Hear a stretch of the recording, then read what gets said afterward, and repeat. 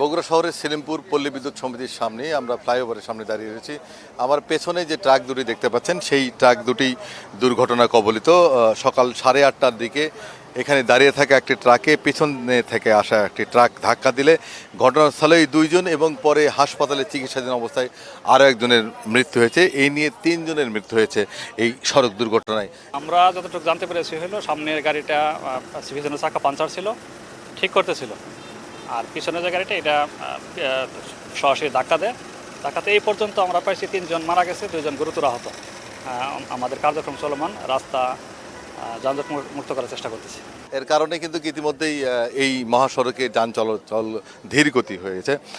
বগুড়া শহরের গুরুত্বপূর্ণ একটি সড়ক ঢাকা রংপুর মহাসড়ক।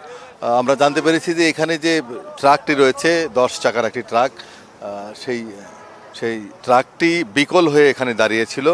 সেই বিকল হওয়া ট্রাকেই পেছন দিক থেকে সে আরেকটি ট্রাক ধাক্কা দিয়েছে, যার কারণে এই ঘটনা ঘটে। এবং খবর পেয়ে হাইওয়ে পুলিশ, ফায়ার সার্ভিসের কর্মীরা, পুলিশ সদস্যরা এসে নিহতদের উদ্ধার করে এবং আহতদের উদ্ধার করে হাসপাতালে প্রেরণ করে। পাশেই শহীদ জিয়াউর রহমান মেডিকেল কলেজ হাসপাতাল। হাইওয়ে পুলিশের রেকার নিশ্চয়ই দর্শক ক্যামেরা চোখে দেখতে পাচ্ছেন।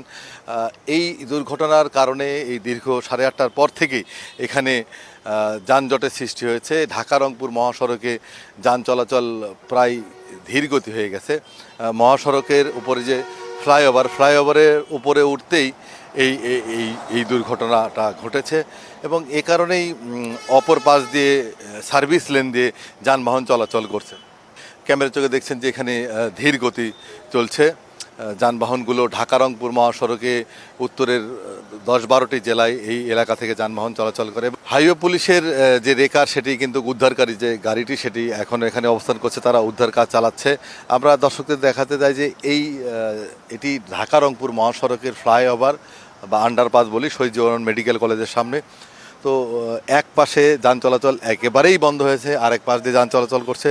যেহেতু দুর্ঘটনা ঘটেছে এ কারণেই সার্ভিস লেন দিয়ে এখন বাস, ট্রাকগুলো সহ অন্যান্য যানবাহন চলাচল করছে।